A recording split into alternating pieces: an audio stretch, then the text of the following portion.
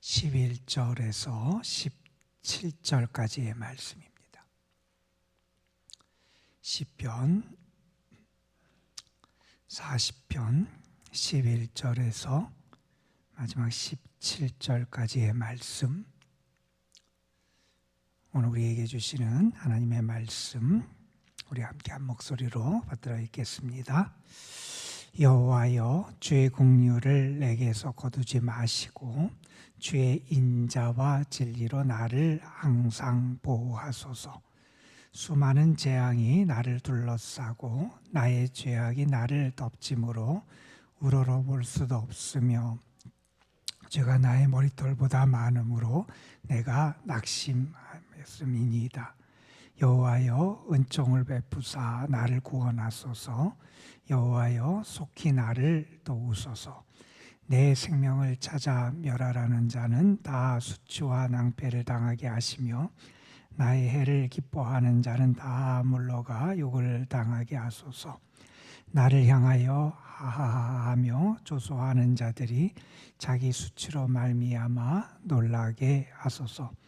주를 찾는 자는 다 주 안에서 즐거워하고 기뻐하게 하시며 주의 구원을 사랑하는 자는 항상 말하기를 여호와는 위대하시다 하게 하소서. 나는 가난하고 궁핍하오나 주께서는 나를 생각하시오니 주는 나의 도움이시오 나를 건지시는 이시라. 나의 하나님이여, 지체하지 마소서. 아멘. 시편 40편 말씀은 특별히 과거에 경험했던 하나님의 은혜를 감사하며 하나님의 구원의 은혜를 찬양하는, 간증하는 그러한 시이지요. 어제 우리가 살펴봤던 1절부터 10절 말씀에는 특별히 지난날 그에게 역사하셨던 하나님의 구원의 손길에 대한 감사와 찬양의 고백을 담고 있습니다. 고난의 현실 가운데 있었어요. 기가 막힐 수렁 웅덩이에 빠져 있었어요. 그런데 나를 도우시는 손길이 나에게 임해요. 어떻게 임했느냐? 내가 부르짖으니 내 부르짖음에 주께서 귀를 기울이시더라는 거예요. 하나님이 나의 부르짖음에 귀를 기울이시니 내 삶의 변화가 나타나는 거예요. 그래서 나를 도우시는 하나님, 깊은 웅덩이와 수렁에서 나를 건지셔서 반석 위에 나를 세우시고 나를 견고하게 하신 그 하나님의 구원의 은혜, 하나님의 그 놀라운 은총을 기억하며 감사했어요. 자, 그렇게 하나님의 은혜를 체험한 사람, 하나님의 구원을 경험한 사람, 다시 말해서 하나님의 살아계심을 경험한 사람들에게 나타나는 공통적인 특징이 하나 있습니다. 그게 뭐냐 하면 자기 자신을 바라볼 수 있게 되는 거예요. 내가 얼마나 부족한가, 얼마나 죄인인가, 얼마나 내가 믿음이 없는가, 얼마나 내가 연약한 존재인지를 깨닫게 되는 거예요. 하나님의 위대하심을 경험하면 경험할수록 그래서 사람은 더 겸손해지게 돼 있어요.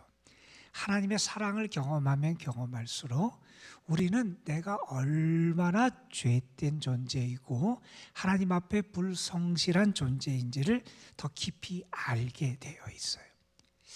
가끔 그런 얘기를 해요. 전문가의 함정, 그런 단어를 쓸 때가 있어요. 어떤 분야에서 전문가라는 사람은 자기가 그 분야에서 전문가라는 의식을 가지고 있다는 거예요. 그 자의식을 가지고 있어요. 자기가 잘 안다고 생각해요. 그러나 아무리 전문가라도 부족한 부분이 있고 그가 알지 못하는 부분들이 있잖아요. 내가 잘 알고 전문가라고 생각하다 보니 다른 사람의 이야기를 잘 듣지 않게 되기도 하고, 오히려 그래서 전문가가 보통 사람이 빠지지 않을 그 어려움과 위험 가운데 빠지는 경우가 왕왕 있다는 거예요. 여러분, 그건 신앙에서도 마찬가지입니다. 간혹 보면 믿음이 좋다고 하는 분, 기도를 많이 한다는 분, 하나님의 은혜를 체험했다는 분들이 함정에 빠지는 경우가 참 많이 우리에게 보여져요. 뭔가 하나님의 은혜를 알면 알수록 나의 부족함을 알아야 되고 하나님의 은총을 경험하면 경험할수록 나의 죄됨을 발견해야 되는데, 내가 뛰어난 은사를 받았고 능력을 받았고 내가 말씀을 많이 알고 말씀을 많이 읽고 내가 기도 생활을 많이 하고 하나님의 음성을 들었다, 이 생각을 갖다 보니까 나도 모르게 교만해져요. 갈라디아에서도 바울이 그런 말씀을 하지요. 섰다고 생각하는 사람아 넘어질까 조심하라는 거예요. 보통 넘어진 사람은 자기가 연약한 걸 알아요. 내 부족한 걸 알아요. 그러나 섰다고 생각해요. 내가 괜찮다고 생각해요. 능력이 있다고 생각해요. 기도를 많이 하고 신앙생활을 잘한다고 생각하다가 자기도 모르게 교만해지고, 그래서 하나님 앞에 그가 충실하지 못한 모습을 보이고 교회에 덕이 안 되는 경우들을 우리가 많이 보게 된다는 거예요. 여러분, 시인은 하나님이 내 기도에 귀를 기울이시고 나에게 응답하시고 나를 깊은 웅덩이와 수렁에서 건져주시는 하나님의 살아있는 능력과 은혜를 체험했어요. 하나님이 얼마나 위대하신지, 얼마나 뛰어나신 하나님이신지, 얼마나 좋은 하나님이신지, 얼마나 능력이 크신 하나님이신지를 알게 되니 내 자신이 보이게 되는 거예요. 내가 얼마나 부족한 죄인인지, 내가 얼마나 죄된 죄인인지, 내가 은혜 받을 자격이 하나도 없는 존재임을 알게 되더라는 거예요. 여러분, 누가복음 5장에 보면 베드로가 예수님을 만난 이적적인 기도 고기잡이의 체험을 했던 이야기가 나와요. 밤새도록 수고했지만 고기를 못 잡았다가 예수님의 말씀에 의지하여 깊은 데로 그물을 던졌더니 고기를 많이 잡아요. 놀라운 역사를 체험했어요. 그 놀라운 기적을 체험한 다음에 베드로의 첫 반응을 여러분 주목해 보셔야 돼요. 주님 앞에 엎드려요. 주님 앞에 엎드린 다음에 말해요. 주님, 저는 죄인입니다. 저를 떠나소서. 주님, 저는 죄인입니다. 은혜를 체험하면 그 주님이 얼마나 대단한지를 알게 돼요. 주님의 사랑과 능력이 얼마나 위대한지 알게 되고 나의 부족을 알게 되는 거예요. 여러분, 이사야가 성전에서 하나님의 부르심을 받잖아요. 이사야 6장에 등장하는 이사야의 소명 기사에 보면 그가 성전에서 놀라운 하나님의 임재의 체험과 환상을 보게 돼요. 그때 그가 무엇을 고백합니까? 아, 나는 이제 죽게 되었구나. 내가 입술이 부정한 백성 중에 거하는 죄인인데 내가 하나님의 영광을 보고 하나님을 체험했다. 그것을 아는 게 진정한 믿음의 모습이라는 거예요.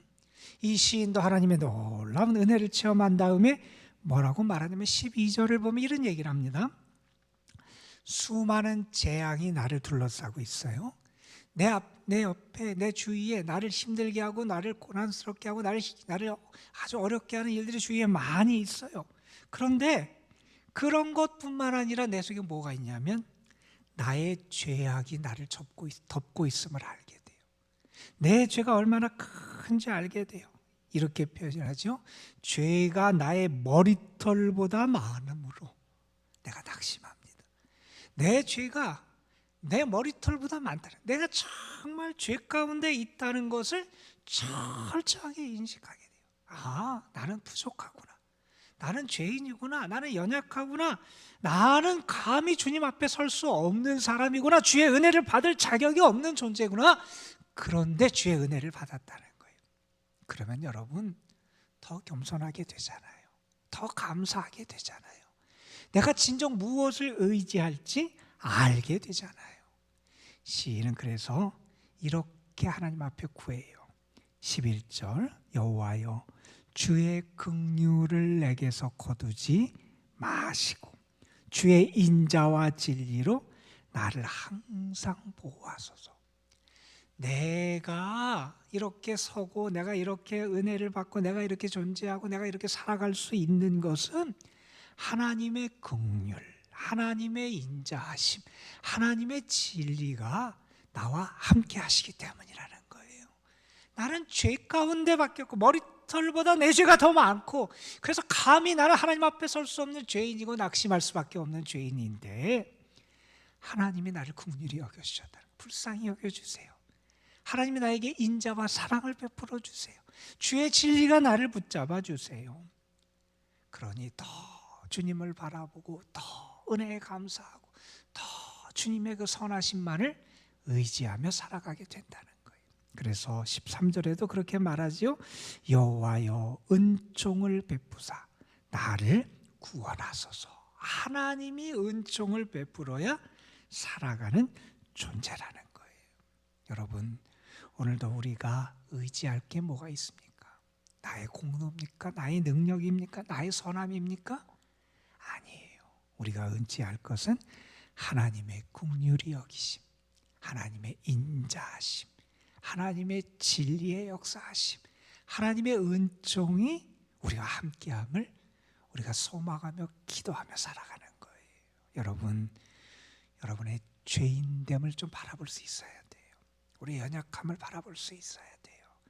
그럴 때 더 하나님을 가까이 하게 돼 있어요. 여러분, 더 감사하게 되고 더 영적으로 충만해지고 더 그 사랑에 감동하고 감격하게 되고 그 하나님의 선하심의 은총이 나에게 얼마나 큰지 알게 된다는 거예요. 여러분, 그래서 나의 죄를 발견하고 내가 죄인됨을 깨닫고 내가 죄를 주님 앞에 고백하는 것, 그것을 사람들은 이렇게 얘기해요. 그래서 은혜로 가는 최고 가장 좋은 지름길이 뭐냐?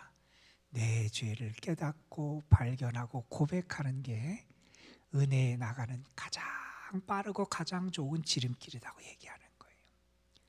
나를 발견하면 발견할수록 하나님의 은혜와 사랑의 위대함을 깨달아 알기 때문에 그렇다는 거예요. 자, 그런 다음에 시인은 자기의 삶, 내 주위를 둘러싸고 있는 재앙들에 대해서 언급을 하는 게 14절, 15절에 등장을 해요. 여기 보면 시인을 힘들게 하는 그러한 모습들이 몇 가지로 등장을 해요. 시인의 원수라고 말할 수 있고 그를 힘들게 하는 사람들이라고 말할 수도 있고 아니면 그를 둘러싸고 있는 어떤 세상적인 재앙이라고 말할 수 있는 것들이 등장을 하는데 여기 보면 14절 15절에 이렇게 말합니다. 내 생명을 찾아 멸하라는 자들이 있다는 거예요. 나를 죽이고 나를 해하려고 하는 사람들이 있다는 거예요. 내 생명을 노리는 자, 내 목숨을, 내 삶을 노리는 자, 나의 삶을 부러뜨리고 무너뜨리고 죽이려고 하는 자들이 주위에 있다는 거예요. 그것이 내가 견디기 힘든 일이에요. 또 이렇게도 말합니다. 내가 해를 당하는 것을 기뻐하는 사람이 있어요. 여러분, 인지상정은 다른 사람이 고통을 당하면 불쌍히 여기고 안타깝게 여겨야 되는 게 인지상정이잖아요. 그런데 사람들 가운데 내가 고난을 당하고 내가 어려움을 겪고 내가 해를 당하는 것을 오히려 기뻐하는 사람들이 있다는 거예요. 얼마나 그 사람들 옆에 살아가는 게 힘들고 고통스럽겠어요. 내가 무너질 때, 어려움을 겪고 환난을 당할 때 누군가가 나를 알아주고 위로해주고 격려해주고 내 손을 붙잡아줘도 힘든데, 여러분, 그때 나를 내가 그렇게 고난당하는 것을 박수치며 기뻐하는 사람들이 주위에 있다면 얼마나 힘들겠어요, 여러분. 그런 사람들이 있는 주위에 상황이 있다는 것. 또한 이렇게도 말합니다. 나를 향하여 하하하하 하는 자들이 있다는 거예요.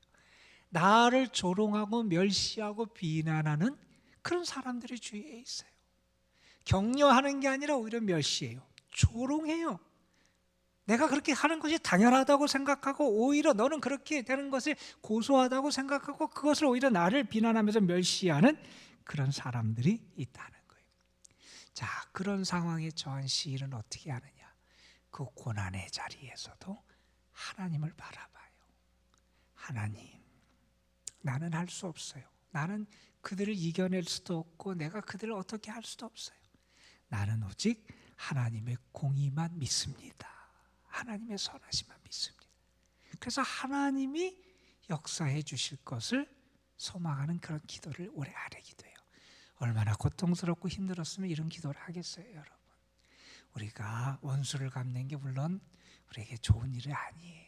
그러나 시인이 이렇게 말하는 것은 그가 정말 당하는 고통과 아픔과 상처가 얼마나 컸는지를 우리에게 보여주는 내용이 14절, 15절에 등장하기도 해요. 자, 이렇게 시편 40절에 보면 시인이 하나님의 은혜를 경험하고 감사하고 기뻐했던 이야기가 앞부분에 나오고, 오늘 우리가 11절 이하의 말씀에 보면 그렇게 하나님의 은혜를 체험한 내가 얼마나 부족하고 연약한 죄인임을 발견하고 내 주위에 있는 원수들, 나를 힘들게 하는 재앙들을 바라보면서 하나님의 손길과 공의를 기대하는 그런 기도를 아뢰기도 했던 이 시인은 마지막 16절, 17절에서 이렇게 하나님 앞에 기도해요. 저는 이 16절, 17절의 기도가 여러분의 기도가 됐으면 좋겠다 하는 그런 소망을 가져요. 한번 여러분 잘 보세요. 16절에 이렇게 말합니다. 주를 찾는 자는 다 주 안에서 즐거워하고 기뻐하게 하시며, 하나님을 찾는 자, 그 사람들이 주님 안에서 즐거워하고 기뻐할 수 있게 되기를 원한다는 거예요. 하나님 때문에 기뻐하고, 하나님이 주시는 은혜 때문에 기뻐하고, 주님 안에 거하는 삶 때문에 기뻐하고 즐거워할 수 있게 되기를 원한다는 거예요. 여러분, 이 말은 무슨 얘기입니까? 우리의 참된 즐거움과 기쁨은 어디에 있느냐? 주님 안에 있다는 거예요.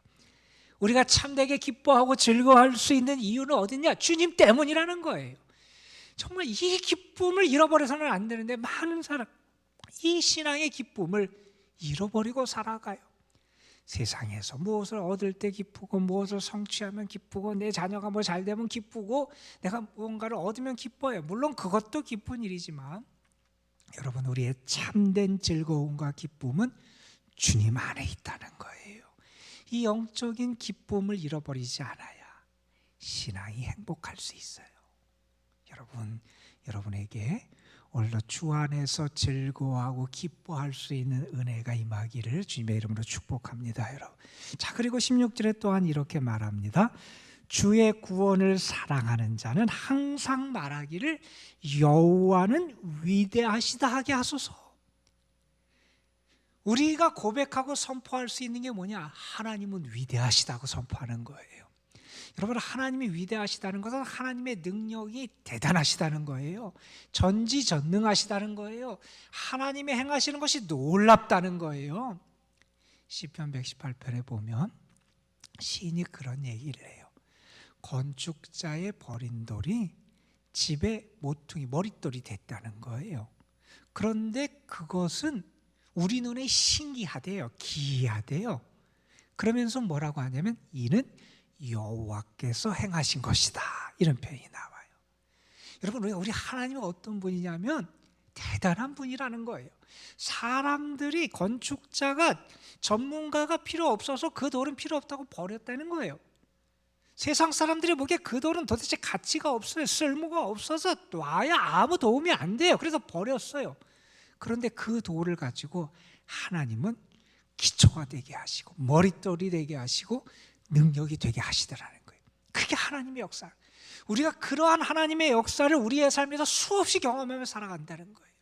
그래서 우리는 고백하는 것이 하나님은 대단하신 분이다. 하나님은 위대하신 분이다. 하나님은 기이한 일을 행하시는 분이 우리 하나님이시다. 우리는 고백하며 살아가는 거예요.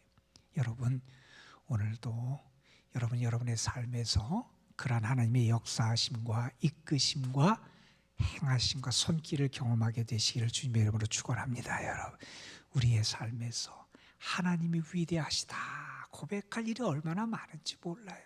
여러분, 오늘 하루의 삶을 여러분이 가만 살펴보세요. 우리의 삶에서, 나의 삶에서 정말 하나님이 행하시는 위대한 일이 얼마나 많은지 몰라요. 그것을 고백하는 삶, 그것이 우리 믿음의 사람의 삶이 되어야 된다는 거예요.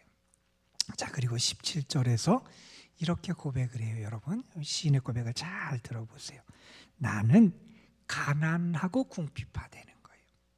여러분, 나는 가난하다, 나는 궁핍하다, 이 이야기는 뭡니까? 나는 아무것도 가진 게 없다는 거예요. 이건 뭐예요? 내 힘으로 살아갈 수 없다는 거예요. 나는 내 힘으로, 내 능력으로, 내가 가진 것으로 살아가는 존재가 아니라는 거예요. 하나님이 도와주셔야 산다는 거예요. 하나님의 은혜와 은총과 도우심 없으면 난 살 수 없는 존재라는 거예요.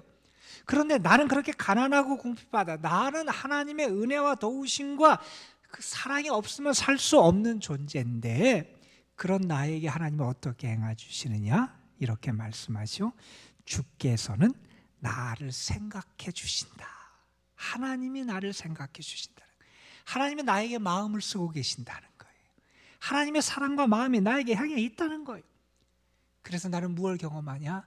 하나님이 나의 도움이 되시고 나를 건지시는 분임을 내가 경험하며 살아간다는 거예요. 여러분, 우리 하나님이 이렇게 좋은 분이에요. 저는 여러분에게 오늘 이 은혜가 함께하길 소망합니다. 여호와 안에서, 주님 안에서 기뻐하고 즐거워하는 은혜, 정말 하나님의 위대하심을 고백하고 발견하고 증거하고 감사할 수 있는 은혜, 하나는 아무것도 아니고 나는 내 능력으로 하나님의 도우심 없어 살아갈 수 없는 존재인데 하나님이 나를 생각해 주시고 나에게 마음 써 주시고 나를 사랑해 주시고 나의 도움과 나를 건지시는 구원자가 되시는 그 은혜를 경험하며 살아가는 여러분의 삶이 되시기를 주님의 이름으로 축복합니다. 기도하시겠습니다. 아버지 하나님, 오늘도 우리를 불러주셔서 더 겸손하게, 더 감사하는 마음으로, 더 진실한 믿음으로 하나님 앞에 설 수 있도록 불러주시고 주님 앞에 늘 우리의 모습을 낮추면서 나의 부족함을 발견하고 주의 은혜에 감사하며 살아갈 수 있도록 우리를 이끌어 주심에 감사를 드립니다. 우리는 우리의 죄가 우리의 머리털보다 많은 그러한 죄인일 수밖에 없습니다.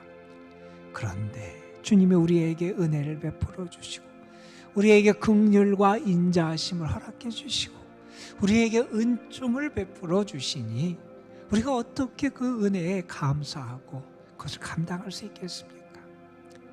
늘 하나님 앞에 겸손하게 우리를 사랑해 주시고 용서해 주시고 우리를 용납해 주시고 오늘도 우리를 긍휼히 여기심에 감사하며 주님 앞에 깨어주와 동행하는 겸손하고 진실한 믿음의 삶을 살아가는 저희들이 되게 하여 주옵소서. 아버지 하나님, 오늘도 사랑하는 성도들 우리에게 주신 말씀을 의지하여 저들의 삶을 축복하며 주님 앞에 나아갑니다. 주님 안에서 참된 기쁨과 즐거움을 얻게 하여 주시고 아버지 하나님, 하나님이 정말 저들과 함께 해 주셔서 저들을 도우시고 인도하시고 건져주시는 그 은총을 누리게 하여 주옵소서. 우리는 가난하고 궁핍한 아무것도 가진 것이 없는 연약한 존재, 우리 힘으로 살 수 없는 존재인데 하나님이 우리를 생각해 주시고 우리를 사랑해 주시고 우리에게 마음 써 주시고 우리에게 은혜를 베풀어 주신 저희들이 알게 하여 주시고 그것을 경험하게 하여 주시고 그래서 우리의 입술을 벌려서 우리의 입을 벌려서 우리 하나님의 사랑이 대단하다고 하나님의 능력이 대단하고 위대하다고 고백하며 감사할 수 있는 저희가 되게 하여 주옵소서. 이 시간도 저희들이 그 하나님 우리를 긍휼히 여기시고 우리를 사랑하시고 우리를 생각해 주시고 오늘도 우리를 도우시는 그 하나님 앞에 믿음으로 나아갑니다. 우리에게 은혜를 더하여 주시고 오늘도 주의 이름을 의지하여 기도하는 이들의 기도에 응답해 주시옵시며 하나님의 선하심으로 저들의 삶을 충만하게 채워주옵소서. 오늘도 이 도남동 재단, 이 재단에 속한 모든 성도들 저들의 가정 삶을 하나님 붙잡아 주시고 저들이 수고하며 애쓰는 일들 위해 하나님의 돕는 손길을 허락하여 주옵소서. 오늘도 특별히 우리 연로하신 분들, 연약한 분들, 병중에 있는 분들 하나님 일일이 저들을 기억하여 주시고 강건하게 하시고 주님의 평안과 위로를 더하여 주시고 주의 사랑의 은총을 더하여 주옵소서. 이 시간 우리가 믿음으로 기도합니다. 기도하며 참된 행복을 경험하게 하여 주시고 기도하며 하늘의 은총을 누리게 하여 주시고 기도하며 새 힘을 얻게 하여 주시고 기도하며 주의 사랑을 확신할 수 있도록 은혜를 더하여 주옵소서. 이 시간도 성령께서 우리 가운데 역사하여 주실 줄 믿사옵고 우리 구주 예수 그리스도의 이름으로 기도드리옵나이다. 아멘. 하나님, 이 시간도 우리를 주님의 전으로 불러서 감사합니다. 믿음으로 기도할 수 있게 도와주셔서 감사합니다.